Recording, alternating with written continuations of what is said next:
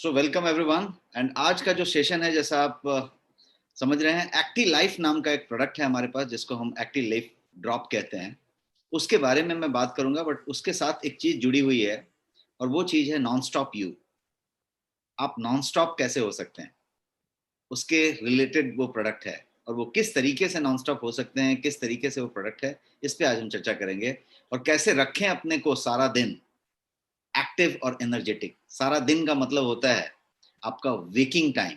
Waking time मतलब हुआ जब आप सो के जगे और जब दोबारा सोने को गए, उसके बीच का जो पीरियड है उसको हम वेकिंग टाइम कहेंगे। तो वेकिंग टाइम में अपने आप को सारा दिन एनर्जेटिक कैसे रखें, एक्टिव कैसे रखें, इसकी बात हम करेंगे। एक्टिव लाइफ ड्रॉप, इसके कॉम्बिनेशन को, इसके कंपोजिशन को और इससे क्या फायदे होंगे उसकी बात हम करेंगे। इसको समझने के साथ साथ पहला एक सवाल पूछ के मैं आगे बढ़ना चाहता हूं। यहाँ पे एक मिनट में जरा स्क्रीन को सेट कर लूं।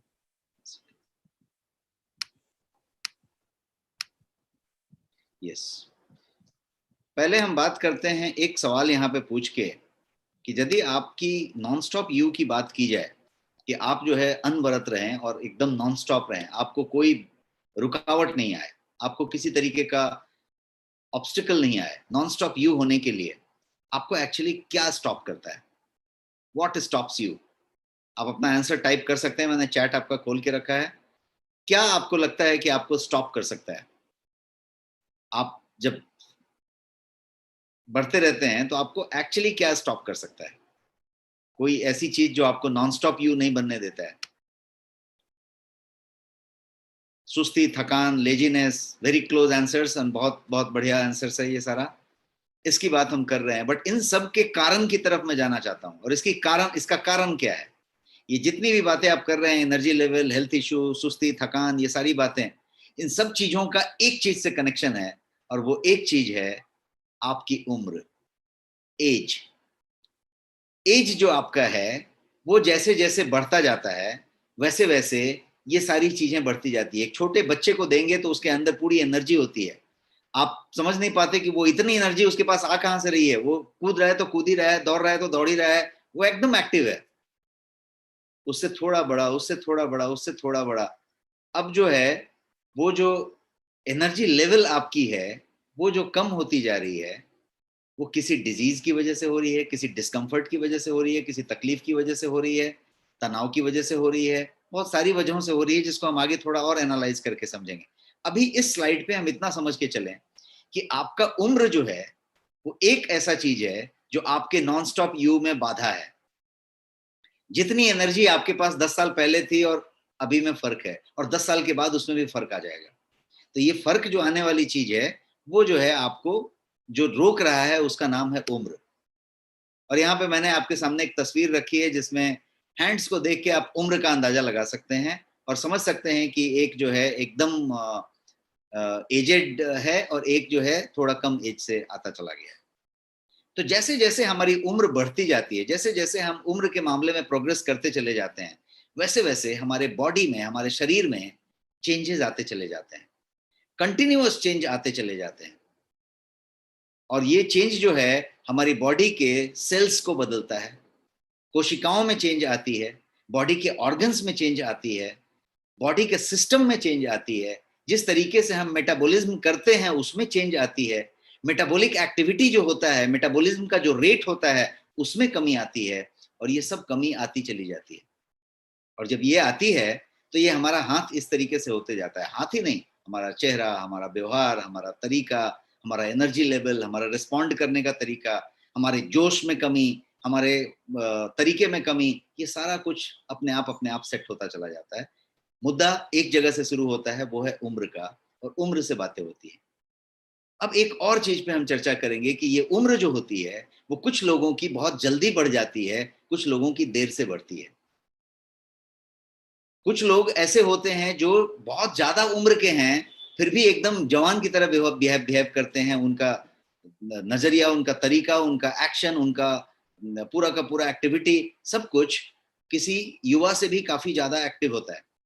और कुछ लोग बहुत युवा होते हैं, 25 साल और 30 साल और 35 साल के होते हैं, लेकिन उनकी जो पूरी की पूरी एनर्जी लेवल होती है उनकी पूरी की पूरी जो प्रेजेंटेशन होती है, उनका पूरा जो एफर्ट होता है, वो शायद 50 साल वाले का, 45 साल वाले का हो जाता है।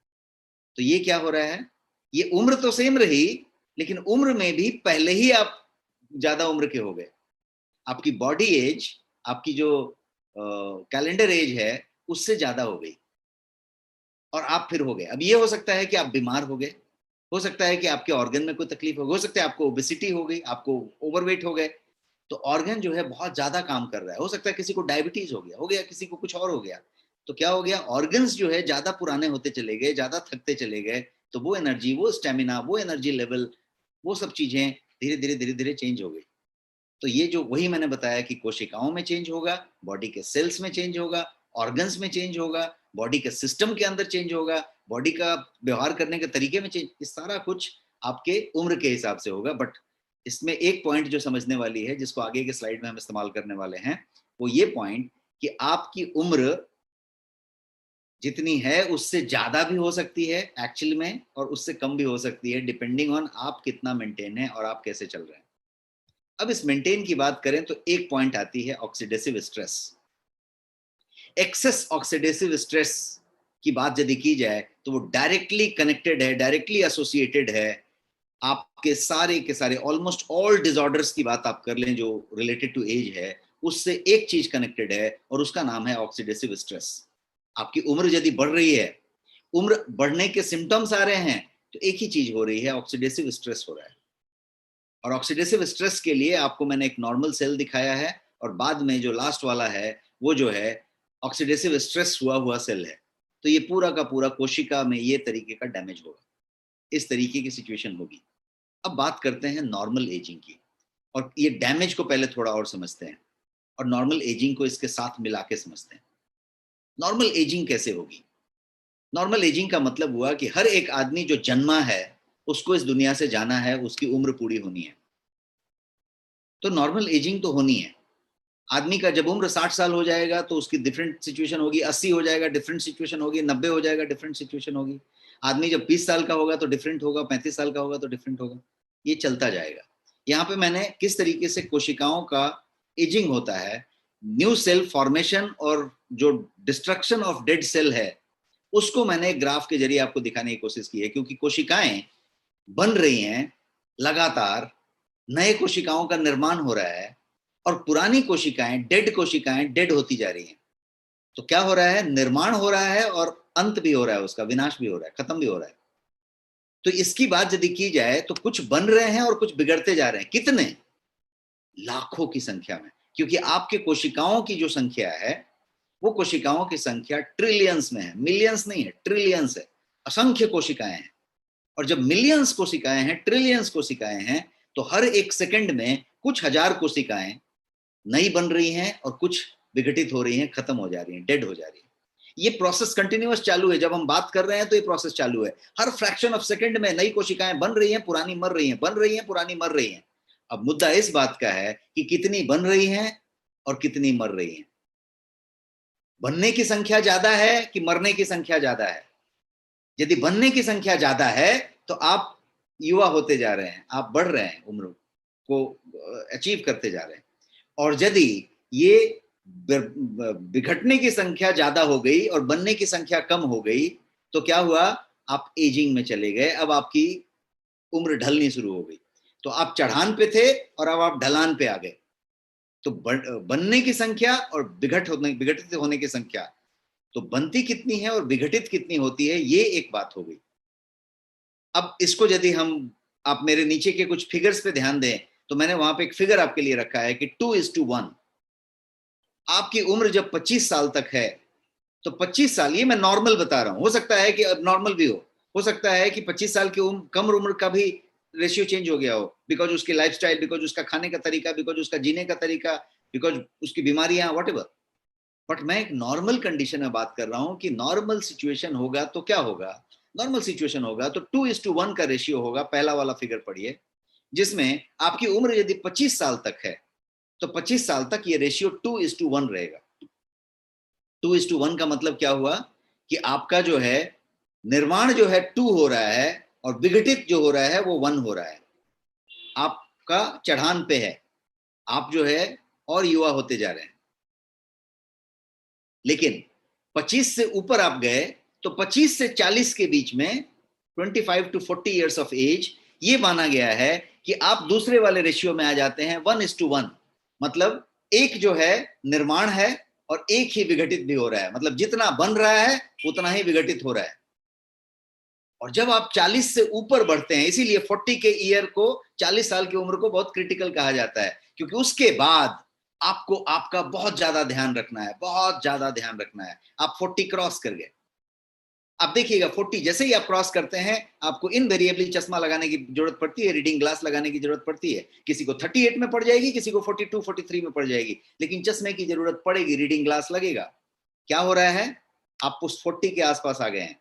ये कोई एक्यूरेट गिना हुआ नहीं है, बट एक स्वस्थ आदमी के लिए ये मानक लिया गया है। तो 40 और 60 के बीच में ये रेशियो 1:2 हो जाता है। मतलब बन रहा है एक और विघटित हो रहा है दो, बन रहा है एक, विघटित हो रहा है दो।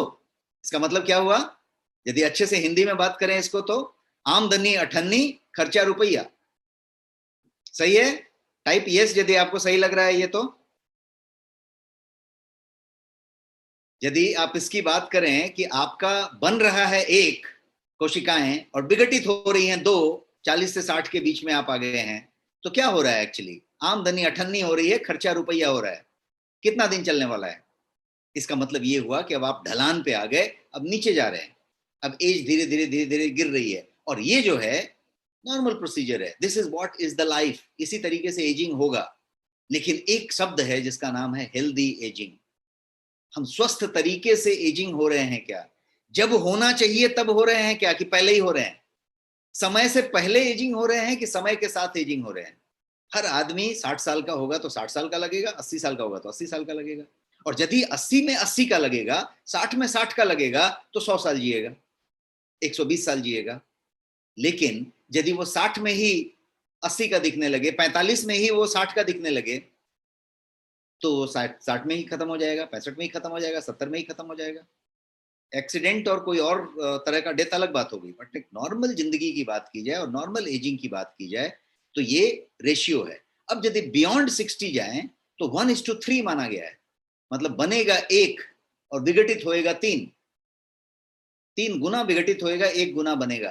तो इसी तरीके से ये एजिंग बहुत तेजी से चलता चला जाता है। इसीलिए जब आप एज होते हैं तो आपको ज्यादा केयर की जरूरत होती है, ज्यादा सपोर्ट की जरूरत होती है, ज्यादा न्यूट्रिएंट की जरूरत होती है, आपको ज्यादा जो है बैलेंस न्यूट्रिशन लेने की जरूरत होती है, आपको ज्यादा एंटीऑक्सीडेंट की जरूरत होती है। मतलब आपको केयर लेना पड़ेगा आपका पूरा, तभी आप इस रेशियो को संभाल पाएंगे और दे पाएंगे।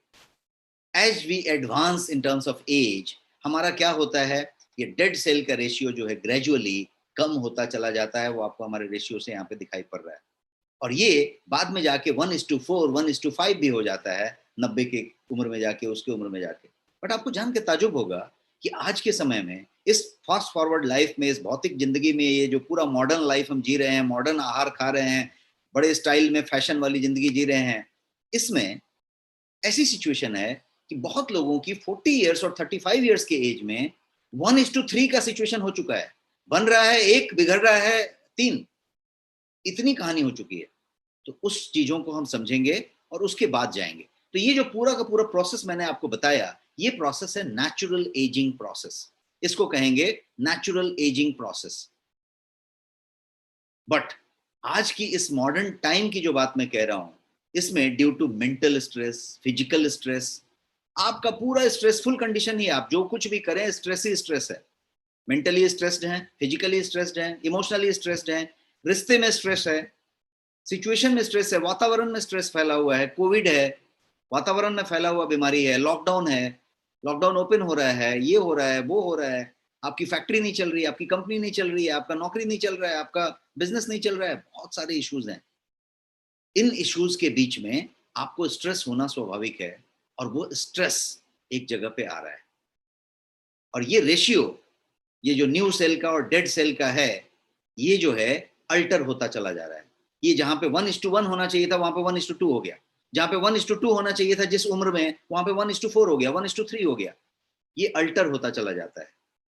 आपके यंग जनरेशन में जहां 25 और 40 के बीच में जो होना चाहिए था, वो रेशियो 1:2, 1:3 बन गया। इसको कहते हैं अर्ली एजिंग। और ये जो तस्वीर मैंने आपके सामने रखी है, इस तस्वीर में एक आदमी ने एक ग्लास रखा और उसमें मैग्नीफाई होके उसकी एज अलग दिख रही है। आप उसका देखें, उसका रिंकल, उसका तरीका, उसके बाल, हर चीज चेंज हो गए हैं। तो ये बताने का एक सिंबॉलिक पिक्चर ये है कि हो सकता है कि मेरी उम्र 49 है और हो सकता है कि मैं दिख रहा हूँ 65 का, ये भी संभव है। तो मेरी उम्र जो है और जो मैं कांच लगाने के बाद दिख रहा हूँ या जो एक्चुअल दिख रहा हूँ, वो अलग बात है। तो इसको समझने की बात करें।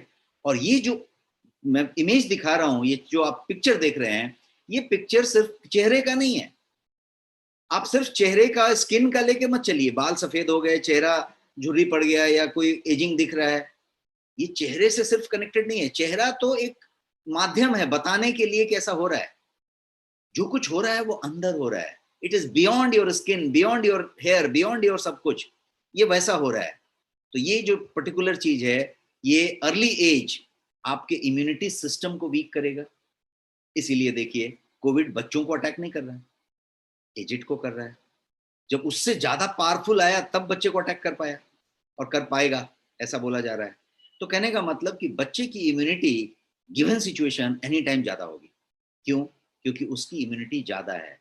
बाद में इम्यूनिटी कम होने वाली है। तो आपकी इम्यूनिटी, आपका बाल का सफेद होना, ग्रे होना, आपका जो है बाल्डनेस हो जाना, झड़ जाना, गंजापन हो जाना, टकला हो जाना, आपका जो है आई साइट कमजोर हो जाना, हमने अभी चर्चा किया कि 38-42 में आपका चश्मा लगने लगता है, आपका हार्ट प्रॉब्लम होना, आपके फैट क्या बोलते हैं, ब्लड के अंदर फैट जमा होने लगना, ट्राइग्लिसराइड बनने लगना, होमोसिस्टीन का बढ़ जाना, आपका कोलेस्ट्रॉल जमा होने लग जाना, ब्लड प्रेशर शूट हो जाना, आपका हाइपरटेंशन हो जाना, ये सब सारा कुछ जो बातें हो रही है, डायबिटीज हो जाना, ये सब कुछ, स्किन में रिंकल हो जाना, एजिंग दिखने लगना, ये सारा कुछ संभव है। और ये सारा कुछ होगा जब आपकी एजिंग होनी शुरू हो जाएगी। अब ये नेचुरल एजिंग है, नॉर्मल एजिंग है कि प्री मैच्योर एजिंग है, पहले ही होने लग गई है क्या, इसको एक बार समझने की जरूरत है। आफ्टर 60 ये एजिंग नेचुरल है। इसमें से कोई बीमारी हो रही है, इसमें से मान लीजिए कि सफेद बाल हो रहे हैं, कहीं रिंकल हो रहा है, कहीं थकान हो रही है, कहीं हार्ट का प्रॉब्लम जैसा दिख रहा है, ब्लड प्रेशर शूट हो रहा है, डायबिटीज जैसी बात हो रही है, ये सब नॉर्मल है उस समय। उसके बाद होगा। लेकिन यदि आपका उसके पहले हो रहा है तो ये प्री मैच्योर हो रहा है। हम लोग जो है ओल्ड एज रिलेटेड डिसऑर्डर्स की बात करें तो उसको 40 में ही महसूस कर रहे हैं, 35 में ही महसूस कर रहे हैं। एक वर्ल्ड हार्ट फाउंडेशन का डेटा कहता है कि 25 से और 35 के बीच में मैक्सिमम हार्ट अटैक के केसेस आ रहे हैं, ज्यादा करके sudden cardiac arrest and all that. ये पहले नहीं आते थे, पहले ये 60 के बाद कभी किसी किसी को आ जाते थे। तो क्या हो रहा है, हर चीज प्रीपोन हो रही है। अब आप चेक कर लीजिए, किसी को थायराइड चेक करना है, किसी को कोई और बीमारी चेक करनी है, किसी को कार्डियक प्रॉब्लम चेक करना है, किसी को डायबिटीज चेक करनी है। आप देखिए बहुत अर्ली एज में ये सारा कुछ होने लग रहा है। क्यों होने लग रहा है? क्योंकि एजिंग अर्ली हो रही है। ये चेहरे की झुर्रियों से कनेक्टेड नहीं है, एजिंग ही अर्ली हो रही है। इसको कहेंगे अर्ली एजिंग। अर्ली एजिंग हो रहा है, इस पॉइंट तक मैं आपको लेके आया। अब इस एजिंग की टॉपिक को और आगे बढ़ाएं और कनेक्ट करके देखें कि यहाँ कनेक्ट क्या है। एजिंग जो है वो डायरेक्टली कनेक्टेड है फ्री रेडिकल से और ऑक्सीडेटिव स्ट्रेस से। आपकी जो फ्री रेडिकल बन रही है वो आपके एजिंग का कारण है। उम्र बढ़ेगा तो फ्री रेडिकल बनेगा, लेकिन पहले ही बनने लग गई तो ऑक्सीडेटिव स्ट्रेस आपको पहले ही हो रहा है और उसकी वजह से हो रही है। ऑक्सीडेटिव स्ट्रेस के बारे में और फ्री रेडिकल के बारे में मैंने डिटेल में आपको बताया था एक प्रीवियस सेशन में, जिसमें मैं टेरा बेरी के बारे में बता रहा था। तो वहां पे एक एंटीऑक्सीडेंट बता रहा था और मैंने आपको डिटेल में इस बात को बताई थी। Do you remember that? कितने लोग याद कर रहे हैं कि ऐसा मैंने बताया था? टाइप यस यदि आप रिमेंबर कर रहे हैं कि मैंने वो ऑक्सीडेटिव स्ट्रेस पूरा डिटेल में बताया था। काफी लोग रिमेंबर कर रहे हैं। बट जो लोग आज नए हैं या रिमेंबर नहीं कर रहे हैं या जिनको रिकैप करना है, मैं एक 2 से 4 मिनट में उस पॉइंटर्स को रिकैप कर दूंगा ताकि आप क्लियर हो जाएं और हम अपने टॉपिक पे ज़्यादा स्ट्रांग रूप से आ जाएं और आप हमारी चीज़ों को टिपिकल समझ पाएं। तो मैं क्विकली रिकैप करूंगा उसको और आपको बताऊंगा कि एंटीऑक्सीडेंट यदि समझना है तो वो क्या है। एंटीऑक्सीडेंट बेसिकली क्या कर रहा है? फ्री रेडिकल को हटा तो रहा है, लेकिन क्या कर रहा है? तो मैंने आपको उस दिन ये तस्वीर दिखाई थी और बताई थी कि रस्टिंग, जंग लग जाना, ये किस तरीके से जंग लग रहा है। ये सेम चेन रखा हुआ है और सेम चेन बाहर रखा हुआ है। ये चेन जब ऑक्सीडेट होएगा तो रस्टिंग हो जाएगी, इस तरीके का हो जाएगा। आपका मोटरसाइकिल का पहिया हो, आपका साइकिल का पहिया हो, यदि आप कोई सी शोर के इलाके में रहते हैं, जैसे मैं बॉम्बे में रहता हूँ, तो आप कैसा भी सामान रख दीजिए, वो दूसरे दिन रस्ट में आ जाएगा, रस्ट हो जाएगा उसमें, 3 दिन 5 दिन में रस्ट हो जाएगा। क्यों रस्ट हो जाएगा? क्योंकि वातावरण में ह्यूमिडिटी है और आपका जो है रस्टिंग ले लेगा। यदि लोहे का सामान है, रस्टिंग हो जाएगा। तो ये रस्टिंग में क्या हुआ, यहाँ पे ये जो आयरन था वो जाके रस्ट हो गया। एक दूसरा एग्जांपल लीजिए, आपका तांबे का, कॉपर का कोई भी बर्तन हो आपके घर में, आप उसको छोड़ देंगे तो वो पीला पड़ जाएगा, काला पड़ जाएगा, हरा पड़ जाएगा, हरा या काला पड़ जाएगा। क्यों हरा काला पड़ गया? क्योंकि वो जो है ऑक्सीडाइज हो गया। ये जो चीज था ये भी ऑक्सीडाइज हुआ, ये भी ऑक्सीडाइज हुआ। अब आप एक सेव काट लें, सेव काट के रखेंगे, एकदम फ्रेश रहेगा, और 5 मिनट आप कुछ दूसरा कुछ कर लें, 5-7 मिनट के बाद उस सेव को निहारें, ये सेव जो है काला पड़ना शुरू हो गया। क्या हो रहा है? जब तक सेव कटा नहीं था तब तक प्रॉपर था, जैसे ही कटा वो ऑक्सीजन के संपर्क में आया और ऑक्सीकरण चालू हो गई, ऑक्सीडेशन चालू हो गया, इसको कहेंगे ऑक्सीडेशन की प्रक्रिया चालू हुई। ऑक्सीडेशन उसको, सेव को काला कर दिया, उसमें जंग लगा दिया, उसको हरा कर दिया तांबे के बर्तन को, और उस तरह की चीजें हो गई। अब इसको जरा अपने सिचुएशन से जोड़ के देखें, अपने एजिंग, प्री मेच्योर एजिंग और डिजीज की जो बातें कर रहे हैं उससे जोड़ के देखें। तो ऑक्सीडेसिव स्ट्रेस पैदा हुआ, ये जो है आपके सेल्स को डैमेज करना शुरू किया, प्रोटीन्स को, एंजाइम्स को, यहाँ तक कि डीएनए को डैमेज करना शुरू किया। ये ऑक्सीजन जो आपके लिए प्राणदायक है, प्राणवायु है, यही ऑक्सीजन ऑक्सीकरण की प्रक्रिया भी करेगा और ये ऑक्सीडेट करेगा आपको। एज जैसे जैसे बढ़ती जाएगी ऑक्सीडेट करता जाएगा और फ्री रेडिकल्स पैदा करेगा। और इसके ऑक्सीडेशन का रीजन क्या होगा? आपका ऑक्सीडेसिव स्ट्रेस। आप जितना तनाव में आएंगे, जितना दबाव में आएंगे, जितना प्रेशर लेंगे, यदि न्यूट्रिएंट कम करेंगे, शरीर का एक्सर्शन ज्यादा करेंगे, कम सोएंगे, जो कुछ भी करेंगे, ये सारा कुछ आपको ऑक्सीडेटिव स्ट्रेस की तरफ लेके जाएगा और फ्री रेडिकल्स पैदा करेगा। अब फ्री रेडिकल्स को थोड़ा सा और क्विकली समझते हैं। फ्री रेडिकल इस तरीके का चीज है कि आपका जो पूरा का पूरा फ्री रेडिकल यदि समझना है तो पहले आप इलेक्ट्रॉन को समझिए। आपका इलेक्ट्रॉन, प्रोटॉन और न्यूट्रॉन, 3 चीज आपको मालूम होगा। इलेक्ट्रॉन आउटर सर्किल पे रिंग हो रहा है। अब आउटर सर्किल पे आप देख रहे हैं तो दो दो दो के पेयर में ये चीजें हैं। इलेक्ट्रॉन जो होगा वो हमेशा पेयर में रहेगा, नॉर्मल कंडीशन में हमेशा पेयर में रहेगा। आप यहाँ पे स्क्रीन पे देख सकते हैं 3 पेयर में, 4 पेयर में है वो, पेयर पेयर पेयर, दो दो का पेयर है। 4 जगह पे ऑक्सीजन दिख रहा है, और सॉरी इलेक्ट्रॉन्स दिख रहे हैं, और ये उसको परिक्रमा कर रहे हैं। अब यहाँ पे एक तस्वीर देखिए जिसमें ये जो पेयर वाले ऑक्सीजन थे उसमें का एक निकल गया पेयर से, वो पेयर टूट गया। और ये जब पेयर टूट गया तो क्या हुआ, वो एक बंदा, ये वाला बंदा, ये सिंगल हो गया, मतलब ये अनपेयर हो गया। अनपेयर हुआ मतलब क्या हुआ, वो अनस्टेबल हो गया। अनस्टेबल हो गया मतलब वो, अब वो बेचैन है, उसको पेयर होना पड़ेगा। जब तक वो अनस्टेबल है तब तक अस्थिर है, और वो अस्थिर होके क्या करेगा, तो वो दूसरे वाले का, बाजू वाले का पेयर में से एक छीन लेगा और अपने को पहले पेयर कर लेगा। उसके जिसका छीना वो अनपेयर हो गया, अब वो क्या करेगा, वो बाजू वाले का छीन लेगा और वो पेयर हो जाएगा। उसके बाद जिसका फिर से छीना वो अब दूसरे का छीनेगा। अब इसी को कहते हैं चेन रिएक्शन। चेन रिएक्शन चालू हो गई, इसने उसका छीना, उसने उसका छीना, उसने उसका छीना, और ये छीनने की प्रक्रिया चालू हो गई। इसको कहेंगे ऑक्सीडेटिव स्ट्रेस का चेन रिएक्शन चालू हो गया। इसीलिए एक कैंसर सेल बनेगा, डेड सेल बनेगा, तो वो लगातार डेड सेल बनाता चला जाएगा। एक कैंसर सेल बनेगा तो वो कैंसर सेल बनाता चला जाएगा, बिकॉज वो फ्री रेडिकल है, वो अनस्टेबल है। वो दूसरे का छीनेगा, वो दूसरे का छीनेगा, वो दूसरे का छीनेगा, और ये रिएक्शन चालू हो जाएगी और ये लगातार चलती जाएगी, चलती जाएगी। और कॉज की बात करें कि किस वजह से रिएक्शन चालू होगी, तो बहुत सारे रीजन होंगे। याद करने का फॉर्मूला यदि रखना है तो एसटी सेन मैं इसको कहता हूं, एसटी सेन। एसटी का मतलब होता है स्लीप, टॉक्सिन, और सेन का मतलब होता है स्ट्रेस, एक्सरसाइज और न्यूट्रिशन। यदि इसमें से किसी चीज के साथ छेड़छाड़ हो रही है, कोई चीज यदि कम मात्रा में, ज्यादा मात्रा में आ रहा है, स्लीप कम हुआ, प्रॉब्लम शुरू होएगा, ऑक्सीडेटिव स्ट्रेस चालू होएगा, फ्री रेडिकल बनना शुरू हो जाएगा। टॉक्सिन की मात्रा शरीर में ज्यादा आ रही है, स्ट्रेस चालू, ऑक्सीडेटिव स्ट्रेस चालू होएगा। स्ट्रेस ज्यादा ले रहे हैं, ऑक्सीडेटिव स्ट्रेस चालू होएगा।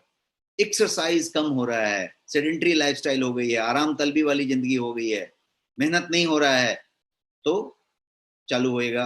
न्यूट्रिशन, यदि बैलेंस न्यूट्रिशन में कमी आ गई, आपको शरीर को जो चाहिए वो आप नहीं दे रहे हैं, तो ये चालू हो जाएगा। तो ये सारे हो गए आपके कॉजेज ऑक्सीडेटिव स्ट्रेस के। और इस तरीके से यदि आप देखें तो आपका जो एंटीऑक्सीडेंट नाम का चीज है वो फ्री रेडिकल को पूरा कर देता है। जो सिंगल पेयर टूट गया था पेयर से और सिंगल बन गया था, उसको ये एक डोनेशन दे देता है, ये दान दे देता है। कौन सा चीज? एंटीऑक्सीडेंट। और वो जैसे ही दान दे देता है तो वो दो बन जाता है, पेयर बन जाता है, फिर छीनने मारने का काम बंद कर देता है और फिर सब कुछ सेटल हो जाता है। तो एंटीऑक्सीडेंट क्या कर रहा है? तो चीजों को पेयर में बना दे रहा है। यहाँ पे आप देख पा रहे हैं कि हेल्दी एटम है, फ्री रेडिकल है, एंटीऑक्सीडेंट ने उसको एक एक्स्ट्रा दे दिया, उसने उसका चुराने के बजाय इससे ले लिया और सेटल हो गया। तो ऑक्सीडेटिव स्ट्रेस का जो चेन रिएक्शन था वो रुक गया, और ये जो सड़ने की प्रक्रिया थी वो रुक गई, डैमेज होने की प्रक्रिया रुक गई, और आपकी प्री मैच्योर एजिंग रुक गई, प्री मैच्योर डिजीज होने का तरीका रुक गया, उस तरीके का इन्फ्लेमेशन होने का तरीका रुक गया। और इसका नतीजा ये हुआ कि आप जो फटाफट एजिंग में जा रहे थे वो एजिंग थम गई, डिले हो गई, स्लो डाउन हो गई, और आप जो है फिर नॉर्मल जिंदगी की तरफ आ गए। नॉर्मल जिंदगी का मतलब कि जितना एजिंग होना चाहिए उम्र के साथ उतना ही एजिंग हो, जो रेशियो मेंटेन होनी चाहिए 1:1, 1:2 उम्र के साथ, वो मेंटेन होनी चाहिए। ऐसा नहीं हो कि 40 साल में ही 1:3 का रेशियो लग गया, 1:4 का रेशियो लग गया। तो ये वाली बात ऑक्सीडेटिव स्ट्रेस से होगी।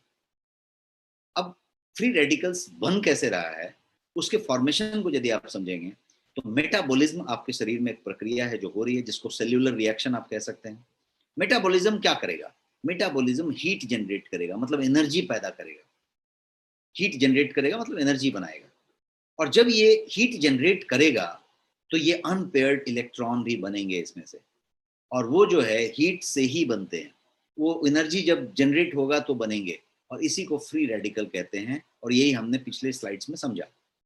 ये जो अनपेयर्ड इलेक्ट्रॉन्स हैं जिसको फ्री रेडिकल कहेंगे, वो हमारे हेल्दी जो कोशिकाएं हैं, स्वस्थ कोशिकाएं हैं, उससे टकराती हैं, उससे रिएक्ट करती हैं, और उसके साथ हार्मफुल टॉक्सिक सब्सटेंस देती हैं। और ये करने की वजह से ये जो सेल्यूलर रिएक्शंस हैं ये लार्ज नंबर में चेन रिएक्शन में तब्दील हो जाते हैं, और फ्री रेडिकल जनरेट होना शुरू हो जाता है, एक के बाद दूसरा, दूसरे के बाद तीसरा, और ऑर्गन टू मतलब कोशिकाओं टू कोशिकाओं करके ये पूरा ऑर्गन में हो जाता है, ऑर्गन करके कुछ और हो जाता है। ये इस तरीके का डैमेज। यदि ये फ्री रेडिकल को न्यूट्रलाइज कर दिया जाए इस तरीके से, जो एंटीऑक्सीडेंट का मैंने आपको बताया कि एंटीऑक्सीडेंट दे के यदि इसको न्यूट्रलाइज कर दिया जाए इस तरीके से, तो क्या होगा? ये जो है फ्री रेडिकल सेटल डाउन हो जाएगा। और जब आप ये फ्री रेडिकल को सेटल डाउन कर देंगे तो ये ऑक्सीडेटिव स्ट्रेस नाम का चीज थम जाएगा, स्लो डाउन हो जाएगा। और ऑक्सीडेटिव स्ट्रेस यदि नहीं स्लो डाउन हुआ तो ये आपके एजिंग को एक्सेलरेट करेगा, उसको बढ़ाएगा। तो इसको स्लो डाउन करेंगे तो एजिंग स्लो डाउन होएगी, पीछे आएगा। तो आप देखेंगे कि बहुत लोग योगा करते हैं, बहुत लोग बहुत स्वस्थ खाते हैं, बहुत स्वस्थ जीते हैं, बहुत मेंटेन रहते हैं, तो आप देखेंगे कि उसका बॉडी भी मेंटेन है, उसकी बीमारी भी मेंटेन है, उसका शरीर भी शेप में है पूरा, और वो बढ़िया दिखता है। वो 50 साल का होगा, 60 साल का होगा, लेकिन 35 का दिख रहा है, वो प्रॉपर है एकदम। एटलीस्ट 50 का है तो 50 का दिख रहा है। लेकिन कुछ लोग आपको ऐसे मिलेंगे कि 25 साल के हैं, 30 साल के हैं, लेकिन दिख रहे हैं 45 के, दिख रहे हैं 50 के। क्यों? क्योंकि वही वाली ये डिस्पैरिटी है। और ये जो चीज है इसमें जब आप ऑक्सीडेटिव स्ट्रेस की बात करें तो ये आपको फिर सब तरफ लेके जाएगा, टाइप 2 डायबिटीज की तरफ ले जाएगा, हार्ट डिजीज की तरफ ले जाएगा, डायबिटीज की तरफ ले जाएगा, कैंसर की तरफ ले जाएगा, ये सारी तरफ आपको लेके जाएगा और उस तरीके का काम करेगा। तो आपका बॉडी की यदि बात की जाए, बिना कुछ ऑक्सीडेशन लिए और बिना कोई चीज किए, सॉरी एंटीऑक्सीडेंट लिए, आपका शरीर एक बेहतरीन काम करता है, बिकॉज भगवान का बनाया हुआ है, बहुत ही मैग्निफिसेंट मशीन है, एकदम अजूबा मशीन है, इसके अंदर सब सुविधा दी हुई है। ये नॉर्मल एजिंग को मेंटेन करने के लिए खुद एंटीऑक्सीडेंट बनाता है, खाने में से खुद एंटीऑक्सीडेंट निकालता है। आप दिन भर एंटीऑक्सीडेंट जैसी चीजें खाते रहते हैं, और ये उसमें से निकालता है, और निकाल के फ्री रेडिकल को सेटल कर देता है, और हेल्दी सेल को बनाए रखने में पूरी की पूरी मदद करता है। तो एक तरीके से कहा जाए तो फैंटास्टिक जॉब करता है ये, it does a fantastic job for you. लेकिन अब जब आज की फास्ट फॉरवर्ड लाइफ वाली जिंदगी जब हम जीते हैं, जब हम पुअर डाइट लेते हैं, जंक डाइट लेते हैं, हम जो है केमिकल पेस्टिसाइड से युक्त चीजें लेते हैं, हम टॉक्सिन्स ग्रहण करते हैं, हम जो है बहुत तरीके की चीजें करते हैं सुबह से शाम तक। हमने डीओ स्प्रे मारा है, हमने जो है बहुत सारा केमिकल लिया है, केमिकल वाले शैम्पू से नहाया, केमिकल वाले पैराबेन के साबुन से नहाया है, हम जो है टूथपेस्ट में पैराबेन यूज किया है, हम जितना भी चीज लिया है वो प्रोसेस फूड है, केमिकल युक्त है, हम कुछ मिलावट वाली सामान लिया है। अभी मैंगो का सीजन है, सब लोग भर भर के केमिकल खा रहे हैं बिकॉज केमिकल से मैंगो पकाया जा रहा है।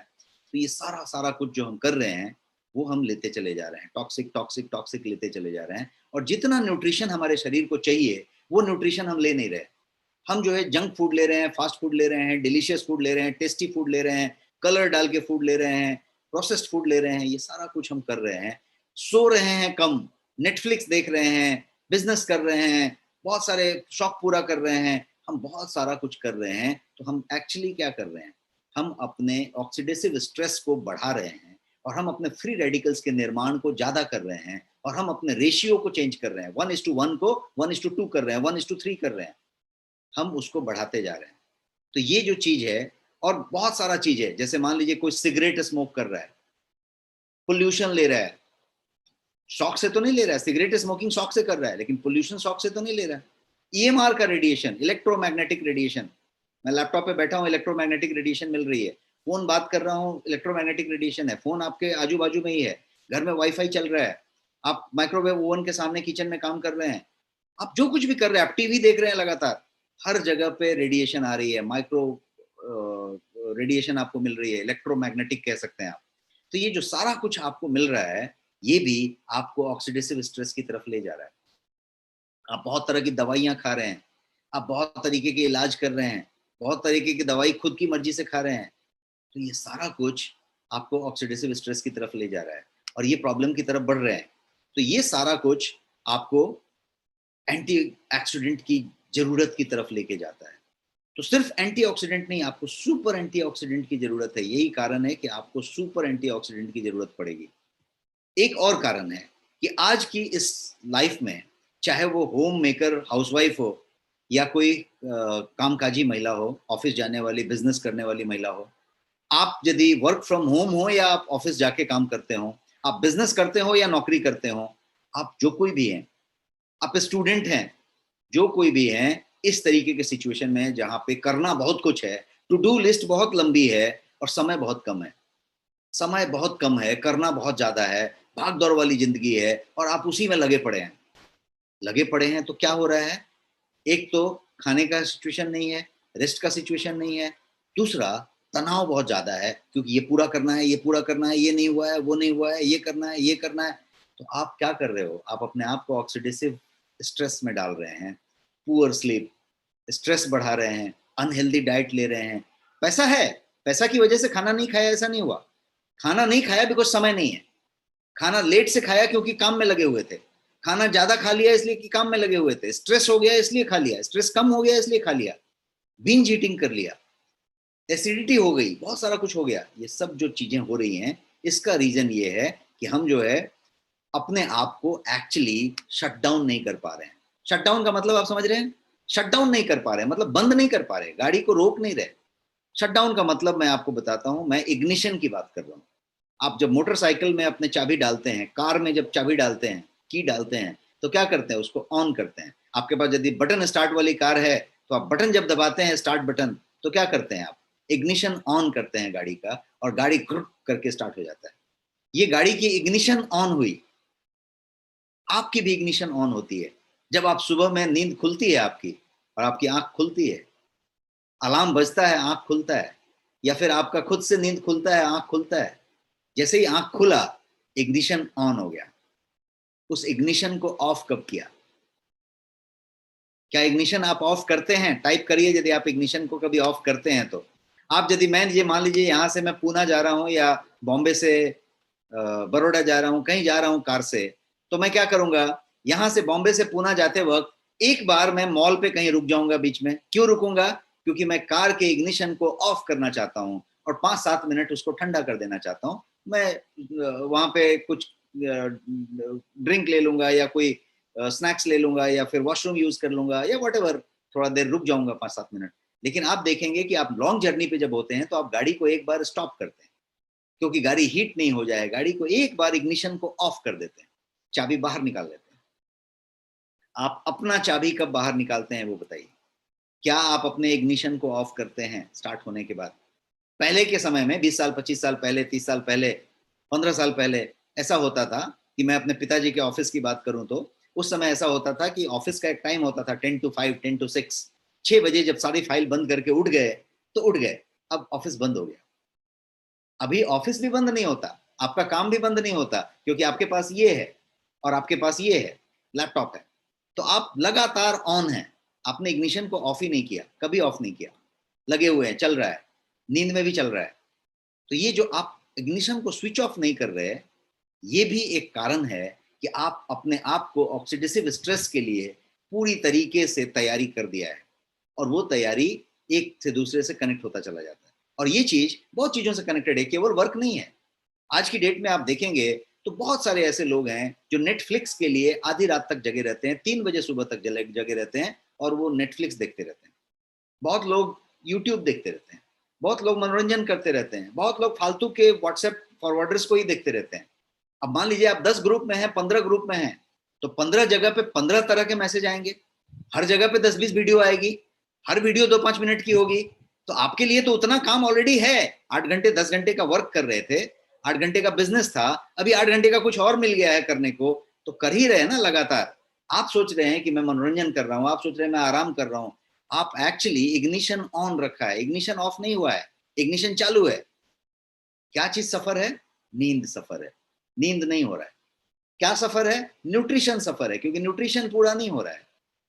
और यदि न्यूट्रिशन हो भी रहा है तो वो पच नहीं रहा है। आपको परसों के सेशन में मैंने बताया था कि किस तरीके से बिना प्रोसेस किया हुआ चीज आपके स्मॉल इंटेस्टाइन में एंटर करता है और किस तरीके से प्रॉब्लम चालू हो जाती है।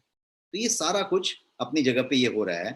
तो रिजल्ट क्या हुआ? रिजल्ट ये हुआ कि हमारा हेल्थ जो है डिटोरिएट होने लगता है, स्वास्थ्य गिरने लगता है, उम्र से पहले गिरने लगता है, हम एजिंग की तरफ बढ़ने लगते हैं, एजिंग स्टार्ट हो जाता है।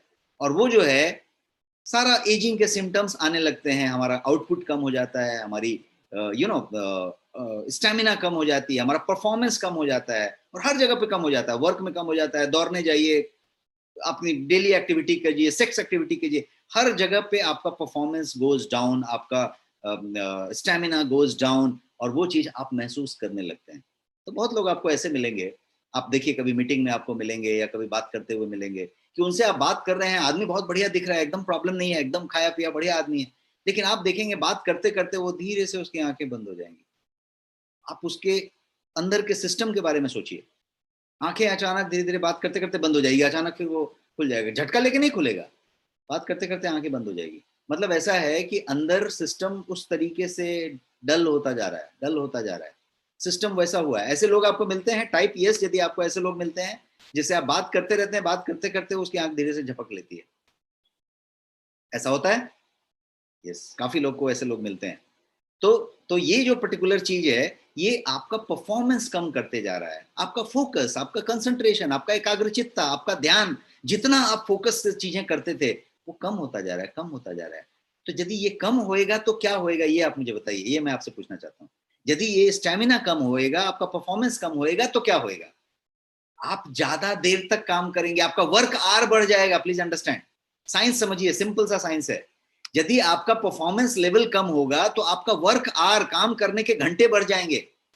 यदि मैं बहुत अच्छा काम करता हूँ, फास्ट फास्ट करता हूँ, मुझे बहुत अच्छा आता है करने, तो मैं बहुत जल्दी जल्दी करके रख दूंगा। मैं रोटी बनाना सीखूं और बहुत अच्छा रोटी बनाता हूँ, तो मैं जाऊंगा खटाखट खटाखट 10 रोटी बना के आ जाऊंगा। लेकिन अभी नया नया रोटी सीख रहा हूँ, मेरा परफॉर्मेंस लेवल लो है, स्टेमिना कम है, तो क्या होगा, मैं वही 3 रोटी बनाने में और 1 घंटा लगा लूंगा। तो हर चीज में रोटी एक अच्छा एग्जाम्पल नहीं दिया मैंने, कोई भी एग्जाम्पल आप लीजिए फॉर दैट मैटर।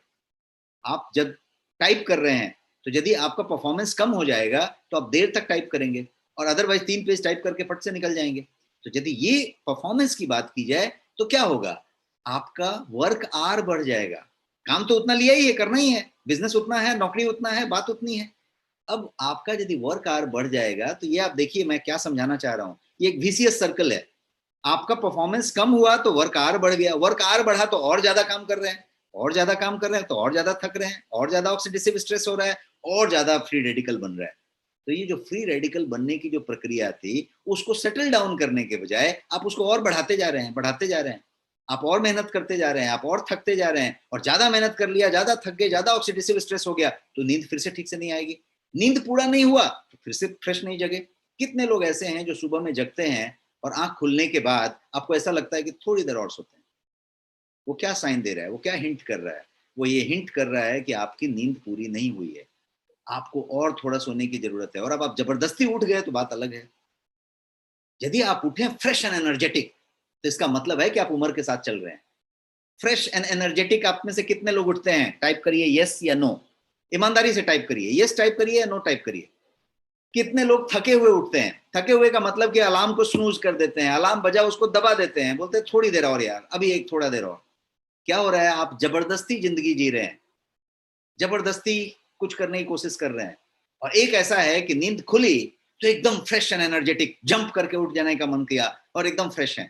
तो ये जो चीज है, ये सारा कुछ कनेक्टेड है आपके उस ऑक्सीडेटिव स्ट्रेस से और उस बातों से। आगे बढ़ते हैं। अब इसको थोड़ा सा एक दूसरे क्वेश्चन पे लेके जाते हैं। अब आप टाइप करना बंद करिए, मैं आपको एक क्वेश्चन पूछ रहा हूं, उसका जवाब आप टाइप करिए। सवाल ये है कि how many hours you are able to work without getting tired? बिना थके आप कितना घंटा काम कर सकते हैं? और ये मत कहिए कि नहीं नहीं मैं तो 12 घंटा कर सकता हूँ, 14 घंटा कर सकता हूँ। बिना थके, विदाउट गेटिंग टायर्ड। 2 घंटा, 3 घंटा, 4 घंटा विदाउट गेटिंग टायर्ड का मतलब कि कभी कभी ऐसा होता है ना कि काम करते करते आपको लगता है कि एक ब्रेक लेते हैं यार, पहले सिगरेट फूंक के आते हैं, या फिर एक कड़क चाय मंगाते हैं, या फिर चलो एक कॉफी ब्रेक लेते हैं, चलो कुछ ऐसा करते हैं। मतलब क्या हुआ? विदाउट गेटिंग टायर्ड नहीं हो रहा है, अब आपको एक ब्रेक चाहिए वहां पे। तो कुछ लोग 2 घंटा करेंगे, कुछ लोग 3 घंटा करेंगे, कुछ लोग 4 घंटा, कुछ लोग 5 घंटा, कुछ लोग 8 घंटा। ये सारे लोग टाइप करते जा रहे हैं कि कितना घंटा करेंगे। अब आप नोटिस करेंगे कि जब आप इसको प्रैक्टिकल करके देखेंगे तो आपको रियलाइज होगा कि आप समझते थे कि 4 घंटा कर लेंगे, लेकिन एक्चुअली 2 ही घंटा कर पा रहे हैं। तो आपको खुद ही सदमा लगेगा, शॉक लगेगा, अच्छा ऐसा हो गया क्या मेरे साथ? और ये धीरे धीरे घटता जाएगा, घटता जाएगा, बिकॉज अब आप ऑक्सीडेटिव स्ट्रेस की तरफ जा रहे हैं और आप एजिंग हो रहे हैं। अब इसी को यदि आप ट्रांसलेट कर दें और ये करें कि यदि ये बढ़ाना है, तो यदि आप ये 3 घंटा विदाउट गेटिंग टायर्ड थे काम, 4 घंटा विदाउट गेटिंग टायर्ड थे, तो क्या 5 घंटा कर सकते हैं? क्या 6 घंटा कर सकते हैं? क्या यस, आप कर सकते हैं। आप जो है, आप एंटीऑक्सीडेंट को लेके, आप जो है अपनी क्षतिपूर्ति को करके, बैलेंस रह के, हेल्दी लाइफस्टाइल फॉलो करके, न्यूट्रिशन का ध्यान रख के, एक्सरसाइज का ध्यान रख के, जो डेल्स थियरी है हमारी उसको फॉलो करके, आप जो है अपने वर्क आवर्स के ड्यूरेशन को बढ़ा सकते हैं कि बिना थके आप उतना कर सकते हैं। ये वाली चीज यहाँ पे मैं आपको समझाना चाहता था। और यदि वैसा करेंगे तो क्या होगा? ऑक्सीडेटिव स्ट्रेस आपका कम होएगा, आपका डैमेज कम होएगा। तो ये ऑक्सीडेटिव स्ट्रेस आपके आउटपुट को, स्टेमिना को, परफॉर्मेंस को डैमेज नहीं करेगा।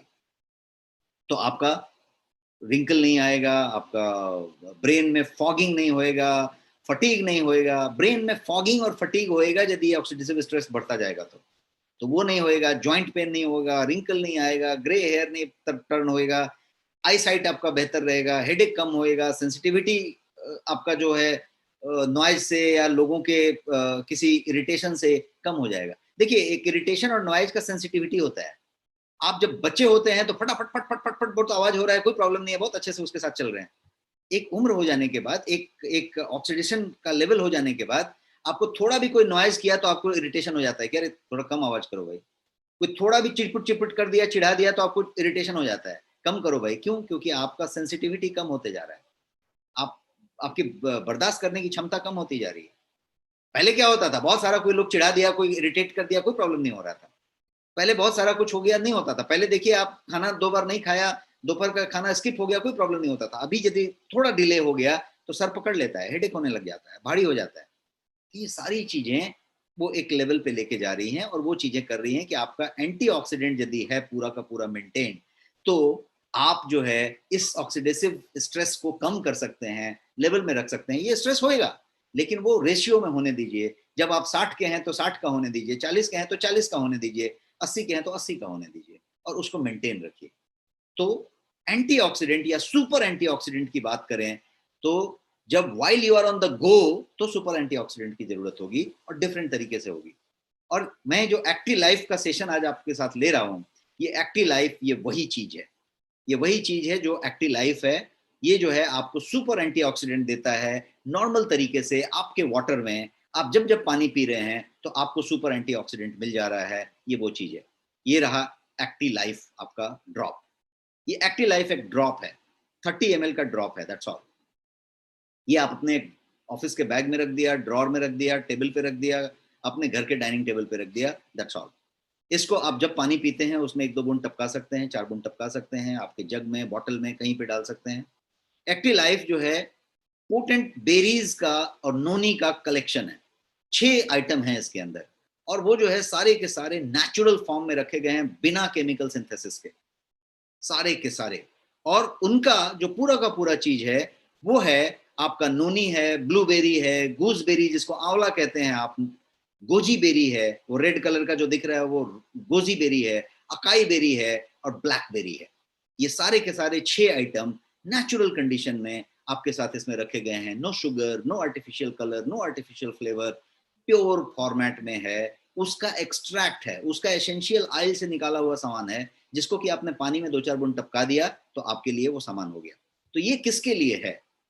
एकदम जो एक्टिव लाइफ जी रहा है, हमारे आपके जैसा आदमी जो भाग दौड़ की जिंदगी जी रहा है, बहुत तनाव में जी रहा है, बहुत ज्यादा भाग दौड़ कर रहा है, स्ट्रेस में रह रहा है, उसके लिए है। बिजी प्रोफेशनल्स का क्या प्रॉब्लम आता है? बिजी प्रोफेशनल 2 चीज पे लैक कर रहा है। पहला चीज, उसके पास टाइम कम है और उसका बैलेंस डाइट नहीं हो रहा है।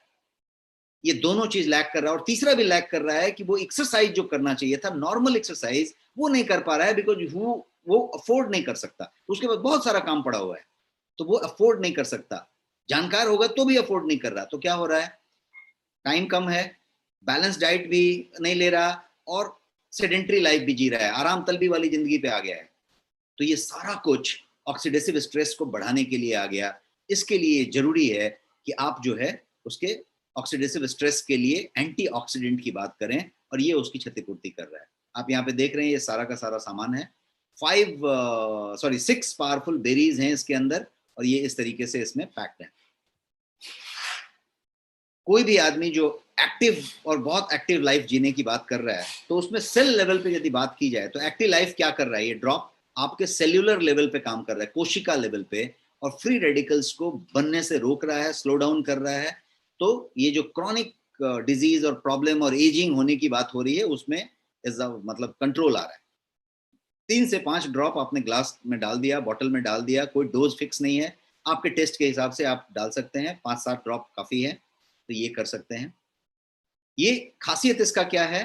तो बेरीज और नोनीज का ये नेचुरल कलेक्शन है, वो भी एक्सट्रैक्ट फॉर्म में, मतलब आपने उसका लीटर लेने के बजाय ऐसा है। No chemical, no dilution, all natural form में है, नेचुरल ड्रॉप है, और ये ट्रस्टेड फॉर्मेट है। तो इसमें आप देख रहे हो बेरीज का बेनिफिट है, पहला इसकी खासियत बताई जाए तो। दूसरा जो है वो ये है कि ये डे लॉन्ग एनर्जेटिक आपको रख सकता है। यदि आप इसको ले रहे हैं तो डे लॉन्ग एनर्जी को एक्सपेक्ट कर सकते हैं आप। ये जो है एंटी एजिंग का काम करेगा, बिकॉज फॉर्मूला एक ही है कि वो आपका ऑक्सीडेटिव स्ट्रेस को कम कर रहा है और फ्री रेडिकल बनने की बात को रोक रहा है। डेली डिटॉक्स का काम करेगा, बिकॉज इसके अंदर नोनी है और इसके अंदर डिटॉक्स वाले गोजी बेरी का अंश है। तो ये आपको डेली डिटॉक्स जो चाहिए वो कर रहा है, और आपको जो है स्ट्रेस रिलीफ करने की बात कर रहा है, बिकॉज ऑक्सीडेटिव स्ट्रेस को अरेस्ट कर रहा है, सीज कर रहा है। और इसके अंदर कोई मेडिसिन नहीं है, ये कोई दवाई है ही नहीं, इसीलिए इसका कोई साइड इफेक्ट नहीं है। ये कोई दवाई नहीं है, इसलिए कोई साइड इफेक्ट नहीं है, सो नो मेडिसिन। तो ये है। अब इसकी प्राइस की बात करें तो ये 299 रुपीज का एमआरपी है इसका, और इसका जो ऑफर प्राइस है वो है सिर्फ 249 रुपीज।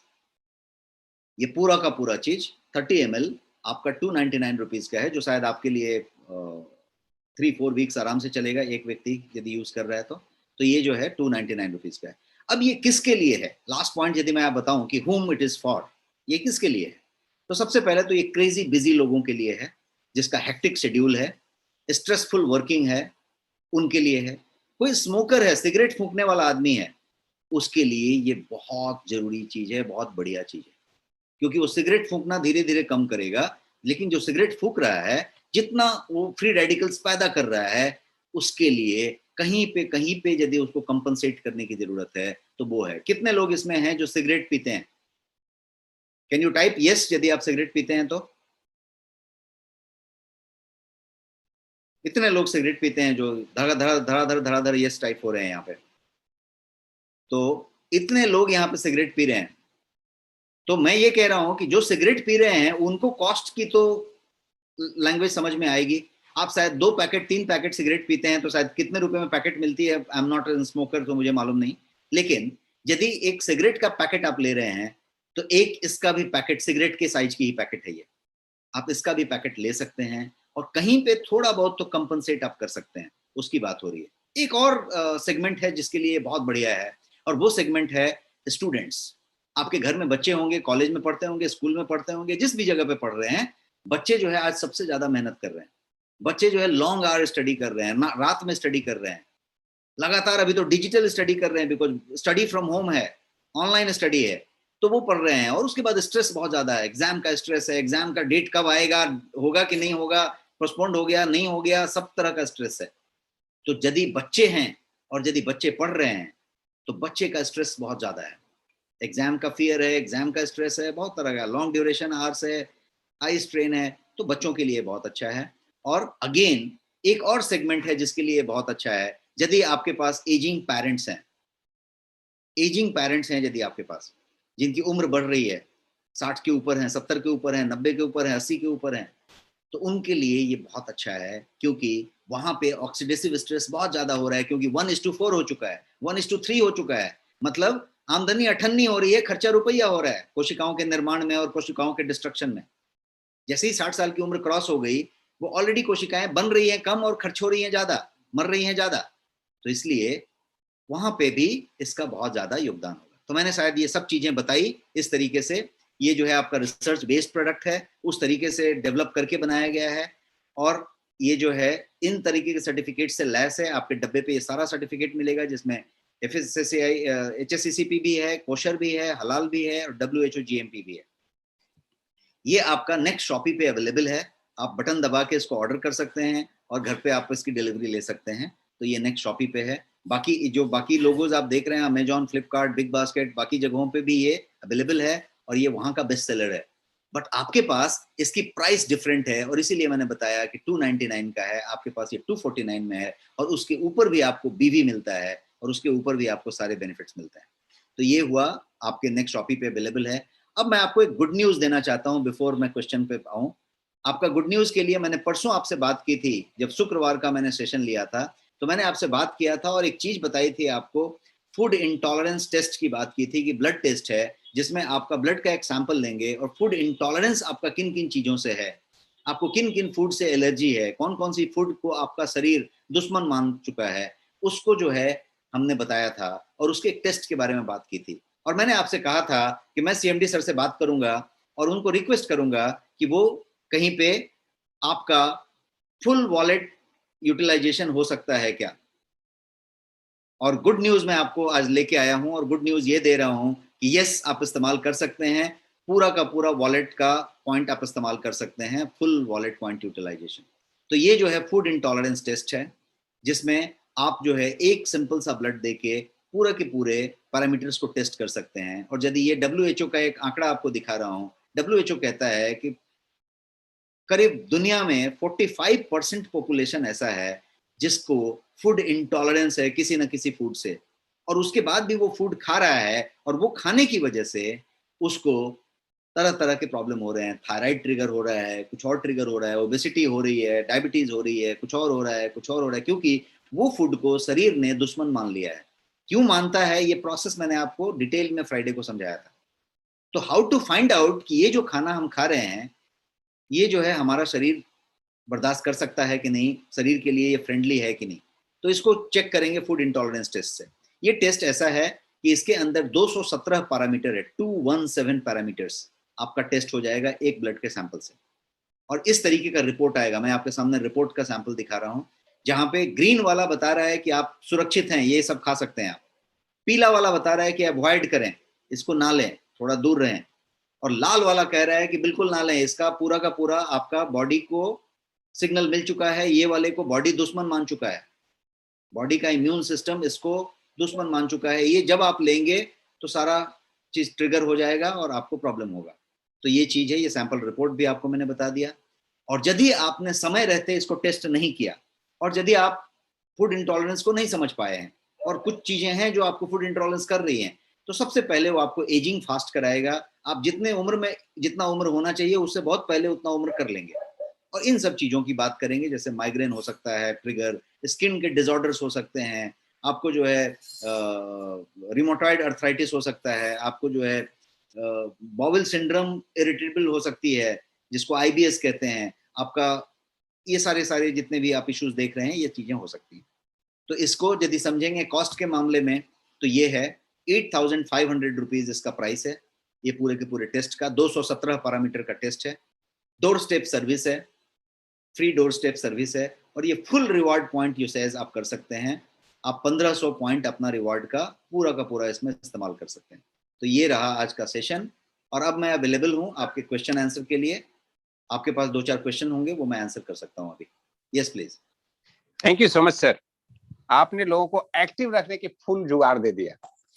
नहीं तो नींद पूरी हो जाती है लेकिन शरीर उठने का दिल नहीं करता, और पता नहीं चल लगता है, बहाने बनाता है शरीर की शरीर ही अभी अस्वस्थ हूँ, जबकि वो वन एक्टिविटी का है, लेजीनेस एक परमानेंट रहता है।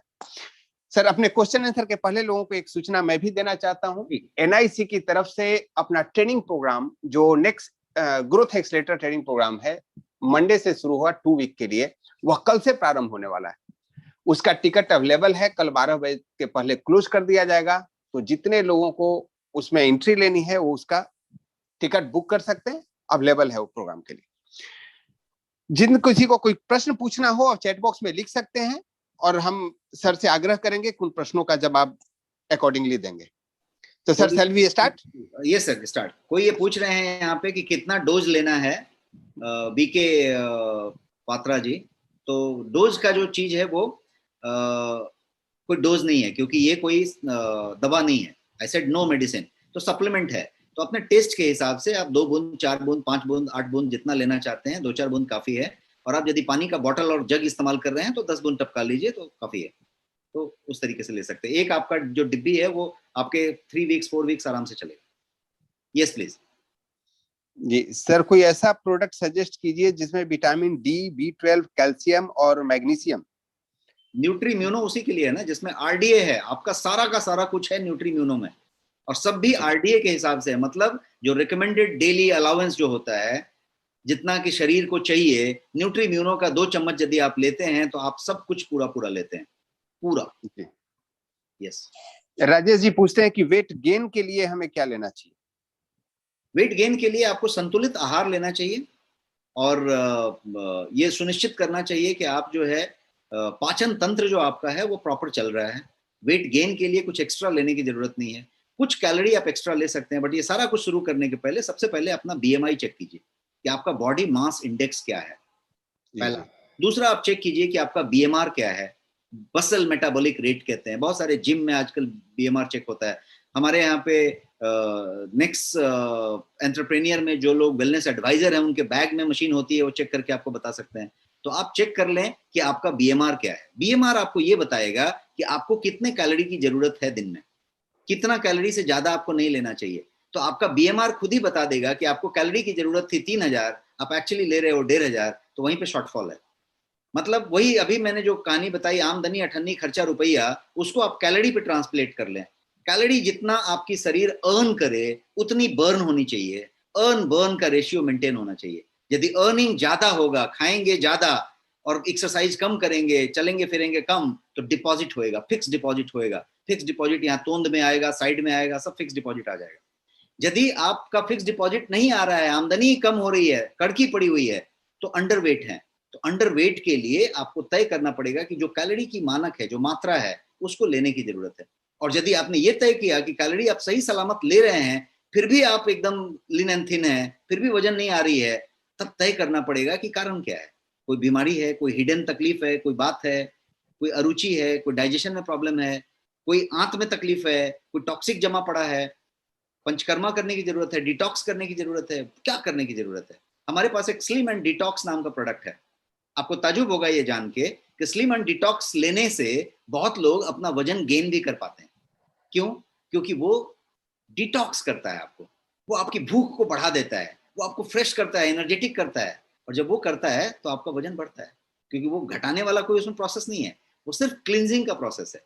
तो जिसका बहुत ज्यादा वजन है टॉक्सिक की वजह से, वाइसरल फैट की वजह से, उसका वो क्लियर करता है तो उसको कम होता है, लेकिन यदि वैसा है तो बढ़ता है। तो मेरे हिसाब से आप जो है खाएं। और रही बात और भी ज्यादा कुछ आपको चाहिए कैलोरी के अलावा, तो 2-3 नुस्खा मैं बता दूंगा जो स्ट्रैटेजी कह सकते हैं आप। पहला नुस्खा है आपका बनाना। केला यदि आपको पसंद है, केले से बहुत ज्यादा एलर्जी नहीं है, तो आप 2 केला खाएं, और 2 केला वो भी ट्रिप्टोफैन उसमें बढ़ा हुआ है, तो आप जो है दूध में डाल के खाएं या ऐसे केला खाएं, तो 2 केला every day would gain you weight. भर के पोटेशियम है, भर के उसमें चीजें। दूसरा चीज आप कर सकते हैं कि खजूर, या तो आप खारीक या छुहारा भी कहते हैं, वो भी सूखा हुआ ले सकते हैं, उसको पानी में फुला दें रात में, और सुबह में उसको हनी के साथ फुला दें और उसके साथ ले लें। या फिर आप जो है खजूर ले लें, आजकल बहुत अच्छे अच्छे खजूर बाजार में मिलते हैं, आप खजूर ले लें और 2 खजूर रोज खाएं।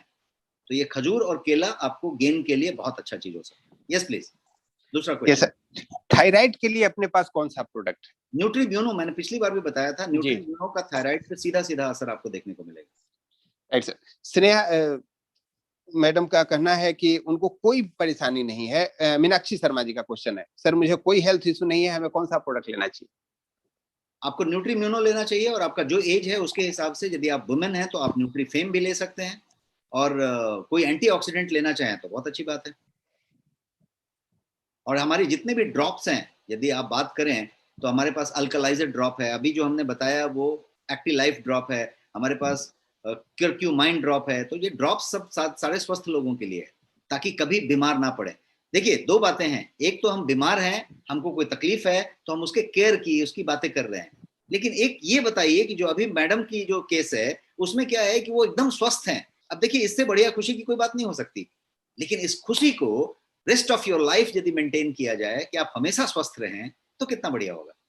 सप्लीमेंट का पर्पस वही होता है। सप्लीमेंट इलाज के लिए नहीं होता, सप्लीमेंट इस बात के लिए होता है कि आप सुनिश्चित करें कि पूरी लाइफ में आप फिर से बीमार ना पड़े। Yes please. जितेंद्र कुमार जी लिखते हैं कि इनका गाल पिचका हुआ है और शरीर थक जाता है, कोई भी थोड़ा सा ही शारीरिक मेहनत करते हैं तो, और ये दुबला जी, इन्होंने अपना उम्र मेंशन नहीं किया है। तो इनको पोषण का ध्यान रखना चाहिए और एंटीऑक्सीडेंट लेना चाहिए। तो मैं इनको सजेस्ट करूंगा कि न्यूट्रीम्यूनो और टेराबेरी, ये दोनों जो है ये एक साथ इस्तेमाल करें और 2 महीने के लिए इस्तेमाल करें। 2 महीने में यदि आपको लगे कि यस बहुत कुछ फर्क पड़ा, तो फिर आप इसको आगे कंटिन्यू कर सकते हैं। दोनों पूरे साल ले सकते हैं, कोई प्रॉब्लम नहीं है, लेकिन 2 महीने में आपको बहुत फर्क मिल जाएगा। एक्टिव लाइफ कैप्सूल और एक्टिव लाइफ ड्रॉप में क्या डिफरेंस? दोनों में बहुत आकाश जमीन का डिफरेंस है। नाम एक है, एक्टिव लाइफ है, वो LIFE है, वो जो चीज है वो आपके लिपिड हेल्थ के लिए है। मतलब आपका जो ट्राइग्लिसराइड है, होमोसिस्टीन है, कोलेस्ट्रॉल है, मतलब वो कोलेस्ट्रॉल बैलेंस है, CH बैलेंस कह सकते हैं आप। वो CH बैलेंस है। एमवे में एक प्रोडक्ट है, एमवे का एक प्रोडक्ट है जिसका नाम है CH बैलेंस, वो एक टैबलेट है। ये एक्टिव लाइफ टैबलेट जो है वो डिट्टो सेम है, कैप्सूल जो है डिट्टो सेम है एज CH बैलेंस। तो वो CH बैलेंस है, कोलेस्ट्रॉल बैलेंस के लिए, लिपिड हेल्थ के लिए। ये जो एक्टिव लाइफ है ड्रॉप, ये जो है बेरीज का कलेक्शन है, और ये एंटीऑक्सीडेंट है। तो दोनों 2 चीजें, नाम केवल सिमिलर। एक जगदीश जी का क्वेश्चन है, my daughter is having skin allergy since 6 years and take cetrazine daily, what should do? But why she is taking so much cetrazine on a regular basis for so long? Skin allergy के root पे जाना चाहिए, समझना चाहिए कि skin allergy क्यों है, क्योंकि स्किन एलर्जी के बहुत सारे कारण हो सकते हैं। और जो सबसे पहला कारण है वो फ्राइडे को जो हमने सेशन में लिया था, वो ये कि पेट में आपका यदि लो स्टोमक एसिड बनता है, तो क्या होता है कि खाना पूरा पच के नहीं जा रहा है स्मॉल इंटेस्टाइन में, अधपचा खाना जा रहा है। और जब वो अधपचा जाएगा तो सबसे पहला जो काम करेगा वो ये करेगा कि कॉन्स्टिपेशन लाएगा, गैस लाएगा, वो सब बर्पिंग लाएगा, लेकिन साथ साथ ये टॉक्सिक को स्किन की तरफ भेजेगा, और स्किन में कहीं ना कहीं रैश आएगा, इचिंग होएगा, ये होएगा, वो सब चीजें होंगी। बट ये तो भरबल समझ के होगा नहीं, वो कोई स्किन स्पेशलिस्ट देखेंगे, डर्मेटोलॉजिस्ट देखेंगे, और वो उसका कारण बताएंगे। लक्षण बेस्ड इलाज करने के बजाय मैं सजेस्ट करूंगा कि आप नोनी जैसा चीज आप एक 60 डेज चला दें। नोनी एक ऐसा चीज है कि उसके अंदर एक 09 नाम का पदार्थ है जो पूरे के पूरे शरीर के टॉक्सिन्स को फ्लश आउट कर देता है। खूब पानी पिए दिन भर, और नूनी का इस्तेमाल करे, 30 दिन भी करे तो चलेगा, 60 दिन करे तो बढ़िया, वो पूरा का पूरा फ्लश आउट होएगा और शायद बहुत फायदा दिख जाए आपको। Yes please. एक क्वेश्चन आ रहा है सर, बवासीर के लिए हमें क्या लेना चाहिए? हमारे पास एक जबरदस्त प्रोडक्ट है उसके लिए, और शायद कोई सेशन में हमने बताया भी था इस टॉपिक को। यदि फिर से समझना है तो मैं बता दूं कि आपके पास एक प्रोडक्ट है जिसका नाम है स्लिम एंड डिटॉक्स।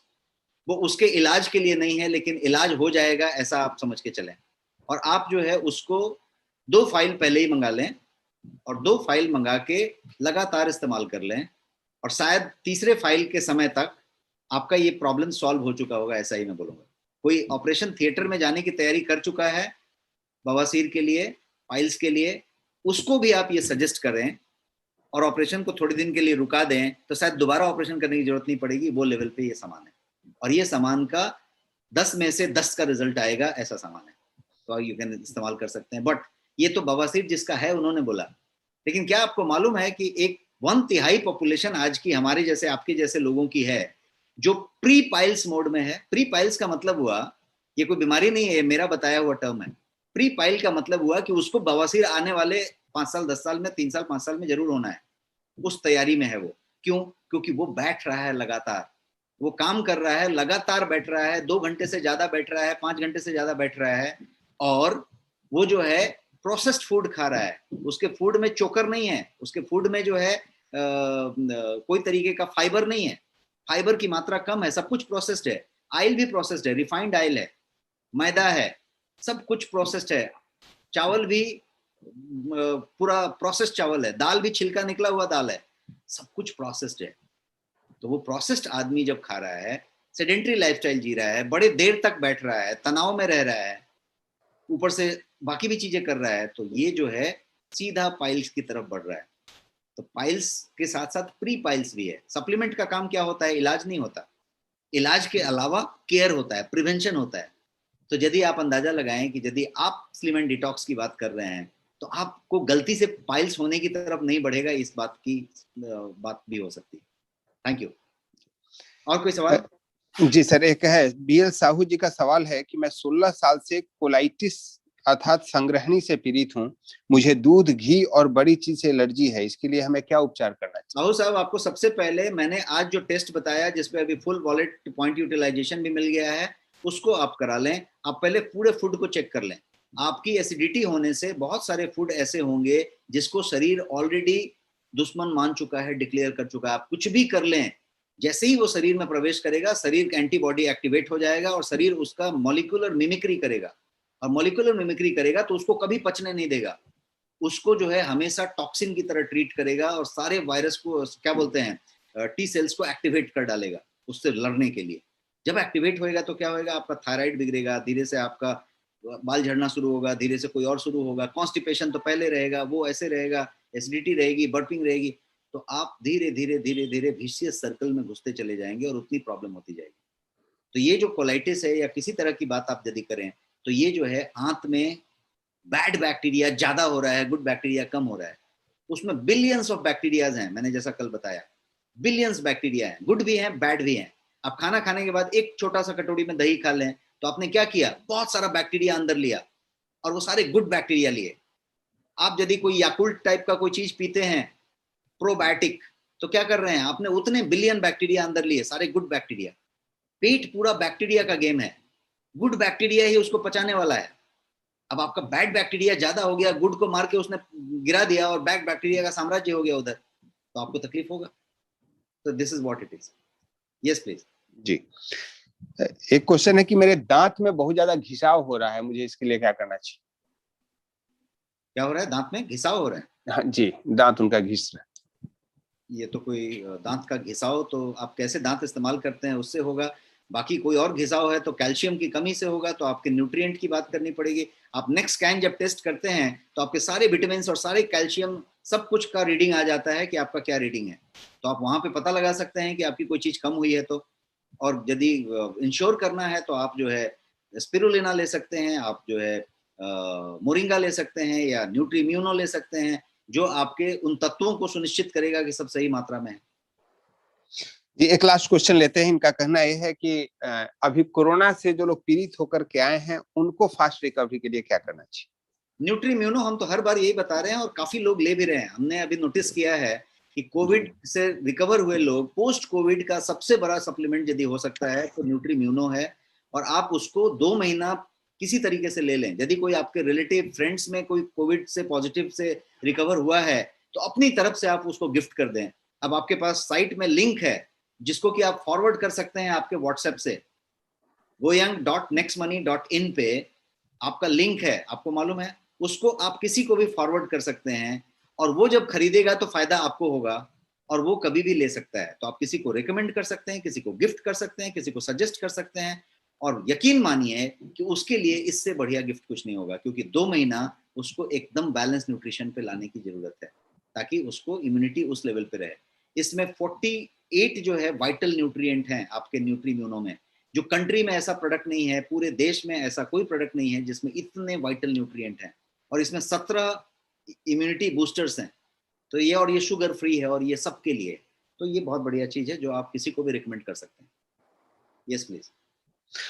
एक और क्वेश्चन है सर, 55 वर्ष की उम्र है, मेरे पैर के तलवे में बहुत जलन होती है, मुझे क्या करना चाहिए? आपको नोनी लेना चाहिए 2 महीना और आपको इससे शायद निजात ही मिल जाए, ऐसा मैं कहूंगा, ऐसे बात है। क्योंकि आपका 09 पहले उसको डिटॉक्सिफाई करने की जरूरत है। आपको पसीने बहुत आते हो, तलवे से पसीना निकलता हो, हथेली से पसीना निकलता हो, नहाने के बाद बहुत पसीना निकलता हो, पसीने से बदबू आती हो, हाथ पैर में जलन होती हो, तलवे में कुछ ऐसी चीजें होती हो, तो आपको डिटॉक्स होने की जरूरत है। आप पंचकर्मा कीजिए, आप अनिमा लगाइए, आप जो है डिटॉक्सिफाई होइए, आप रिलैक्सेशन कीजिए, प्राणायाम कीजिए, अच्छा नींद लीजिए, सारा कुछ कीजिए, लेकिन साथ में नोनी लीजिए। 2 महीने ले लीजिए, 2 बॉटल लेंगे, 2 महीना हो जाएगा और आपको जो है बहुत फायदा मिलेगा। थैंक यू सर, ऑलरेडी 9 बज चुके हैं और क्लोज दिस सेशन, नहीं तो क्वेश्चन तो समाप्त होंगे नहीं। So much. हम लोग बुधवार को फिर मिलते हैं हमारे अगले सेशन में। Thank you so much. Okay, thank you so much sir, good night.